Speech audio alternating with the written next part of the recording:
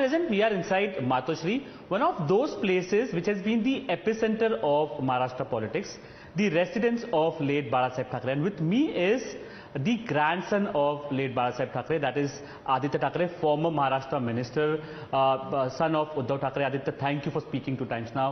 Firstly, the last 5 years have been very tumultuous, personally as well as for the ShivSena party. You made your debut in politics, became a Maharashtra minister, but then later on what transpired, ShivSena was split. Symbol is with this CM Shinde faction now, name also with the CM Shinde faction. How do you look at this journey? I think the last 5 years have been very tumultuous, very interesting as a political observer, but while being in the midst of all of it, I think, yes, my electoral debut, being a part of the assembly, privileged to be serving Worli and Maharashtra through the assembly. Having said that, the first 2.5 years, again, when we took government, learning on the job, my father as the chief minister, me as a part of the cabinet, we were never elected representatives earlier, learning on the job, and obviously hit by COVID. And throughout the first 2.5 years, you must have seen that when we were hit by COVID also, the Maharashtra model, especially the Dharavi model, was praised by the WHO. And we were just going by what our past experience was, what we were listening to our peers with, and whoever was advising us in terms of doctors, administrators, all of that. So it's been, of course, a great learning experience, because not only was Maharashtra hit by COVID and the world hit by COVID, but we were hit by Nisarg, we were hit by Tokte, and yet the infrastructure projects kept going on. There were various things that we did in terms of tourism, in terms of environment, in terms of urban development, in terms of rural development, all of that was going on. And then suddenly you see the BJP, which is obviously in sync with playing the dirtiest kind of tricks in the politics book. They toppled the Madhya Pradesh government at the peak of COVID 1, lockdown 1. And then they toppled our government right after my father's surgery. And then on, I've seen a downward spiral of politics like never before. I've seen the worst kind of politics. I've seen people lose their morals, people lose an absolute sense of belonging. I've seen people turn into turncoats overnight and become thankless. These are the 40 thieves I'm talking of. And yet the citizens of Maharashtra and the larger audience has been supporting Uddhav Balasaheb Thackeray. They've cushioned us. I think I've seen the dichotomy also. 40 thieves running away, absolutely hating on us through the eyes of BJP. And yet the people of Maharashtra supporting us. That has been the biggest learning for us. So you've been branding CM Shinde's party as Gaddar since their rebellion basically. But what they have been saying is that because Mr. Uddhav Thackeray joined hands with the Congress and the NCP, according to them the arch nemesis of your grandfather late Balasaheb Thackeray, that is why they were forced to take this kind of a decision. See, I think there are multiple factors that come in. If you see the reason why they ran away, why Mr. Eknath Shinde ran away. He ran away because he was threatened to be jailed. His closest aides were arrested by the ED. And he came and cried in front of my father on the lawns of the Varsha Bungalow on 20th of May. I was in Davos, but the minute this happened and, he cried and all of that scene happened, the drama he created there, I obviously got to know about it. And then he suggested to my father that this was all drama that he was doing in front of the BJP, only to avoid his arrest, and he wasn't really going to hop over. But we had started noticing him trying to buy out our people, him trying to sort of bribe out our own MLAs by trying to, by different means and methods, be it in terms of attaching them to something where, okay, if you want to get elected, I will give you more funds and this and that. So it was very evident what he was doing. Beyond that then, when he ran away on 20th of June, right after voting for Vidhan Parishad, I think after that, the reason was very clear, because all of the 40 thieves that ran away, the cowards that ran away, every one of them either got something or had something to lose out on. And that was the primary reason. I'll tell you, more than 90% of the people who ran away to Surat, none of them actually served under my grandfather's leadership. My grandfather passed away in 2012. Most of them got elected in 2014. The ticket was given by my father. And the very basic question is, if you thought that we were going against his ideology, my grandfather's ideology, if you thought you were going against the basic ideology of the party, why did Eknath Shinde accept the Urban Development Department for the first 2.5 years of our government and enjoy it? Why did most of these ministers who ran away as cowards enjoy the 2.5 years of government? They should have resigned then and there. They should have told us this is wrong. but enjoying whatever department they got to the fullest, not being able to digest what they were sort of grabbing with, and then to run away is an act of cowardice, and treachery, not a sign of carrying forward the legacy of my grandfather. You have a new partner now in a completely ideologically different partner, in fact, in the Congress party. Now, during the Lok Sabha elections, your party contested on more seats than the Congress party. Now, basically tables have turned, it seems like the Congress is contesting on more seats. Why this change of dynamics that you... I'll tell you what, very interestingly, when you said an ideologically opposite partner, the BJP had gone with the PDP. The BJP is now with Chandrababu Naidu ji, who I don't think was aligned to the BJP in the last 5 years of the so-called NDA government. Nitish Kumar ji, I don't know, sometimes he is ideologically aligned, sometimes he is ideologically completely opposite of what the BJP thinks. So I think it's the BJP that sort of breaks away from the ideology. Had they been sticking to the ideology, they wouldn't have ditched us in 2014 and they wouldn't have broken their word in 2019. So that is one. In terms of, again, with the Congress and the NCP, look, we came together as the MVA in 2019. Of course, because the BJP broke its word, broke its promises. But going beyond that, we realized that the good of Maharashtra and the people of Maharashtra, the benefit of this country, and to protect the constitution very, very genuinely, because the BJP very often is now saying that, oh, it's a fake narrative. But senior leaders from the BJP told me in 2024 and 2023 that if we don't halt the BJP before majority, the BJP will change the constitution. And see this, the first state where they've tried this is Maharashtra. An unconstitutional government with 40 thieves from our party, 42 thieves from the NCP who've broken away. They formed a government that is unconstitutional. Yes, the court is yet to give its decision, and whenever in the next decade, whenever we receive justice, we will receive justice from the court. But it's an unconstitutional government. They're keeping democracy and constitution at bay. This is what the biggest fear is. And when we've come together with the Congress and NCP, I think, and this was when we were with the BJP also, whoever we ally with, we're very happy for our allies to do well. We're not like the BJP or any selfish party that would want to topple the allies' candidates. We will go wholeheartedly into their campaign, support them, vote for them, and ensure that they win as much as we do, or probably even more than us, because we're one of those who believe in alliance as a family. So Aditya, you mentioned in the first answer, you mentioned about the Dharavi model, how your father was praised as the chief minister. Now, what does the survey notify you?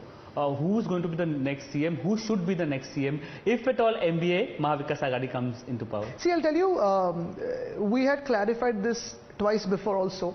Frankly, this is not a personal battle. This is not a battle for personal ambitions. This is not because I want to post or my father wants to post. At the age I am at, I could have chosen to sort of step away from politics and do something at a different level, looking at the dirty politics that is going on around. And I chose to stick on because, frankly, I believe that somewhere we need to get into this muck and clear it out. We need to have better politics. We need to have political stability. A lot of political parties are fighting over the past. We need someone who fights for the future. And again, it is about your commitment to the state. It is about how the state goes forward. I don't trust Eknath Shinde or his gang of thieves to be taking our state forward. I don't trust the Maharashtra hating BJP to take our state forward. So frankly, this is not about a personal post.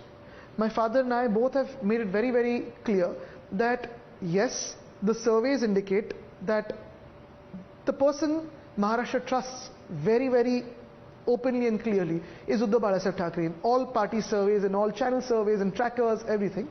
Having said that, this is about Maharashtra Hit. This is about the goodwill of the people who will elect the MVA, and they will choose the voice from the MVA to lead Maharashtra.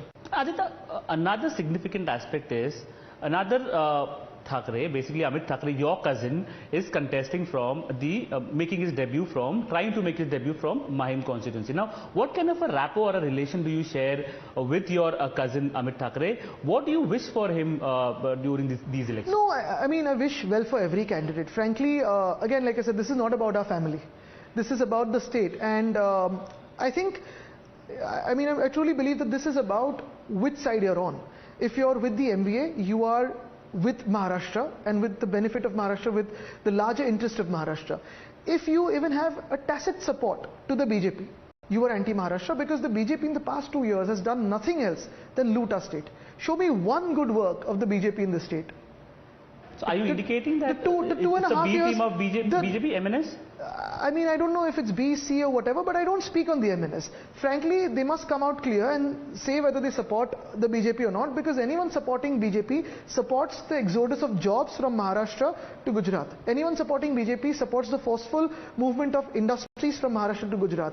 Anyone who supports BJP is anti-Maharashtra, because BJP largely is anti-Maharashtra. They also support then the corruption of the BJP in Chhatrapati Shivaji Maharaj's statue.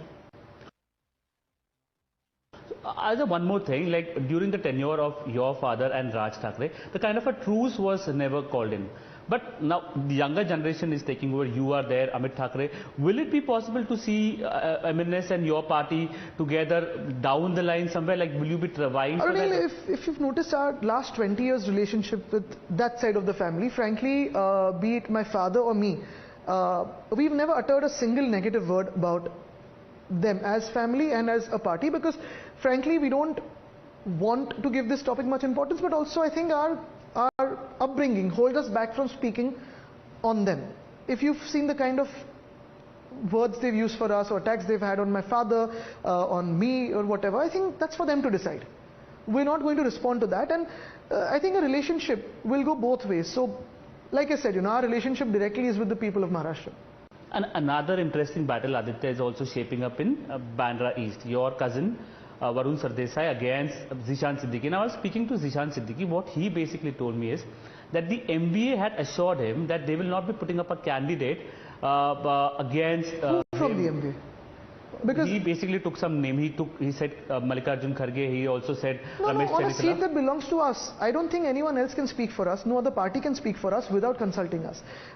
It is a general election. It is not a bipole. It is a general election. This again, like I said, this is about the state of Maharashtra. He has aligned himself with Modi ji's ideology and party. We have aligned ourselves with the ideology of Maharashtra. So it's very clear, if Zishan has gone with Modi ji's ideology, that's good for him, may he contest his election, and best wishes to him.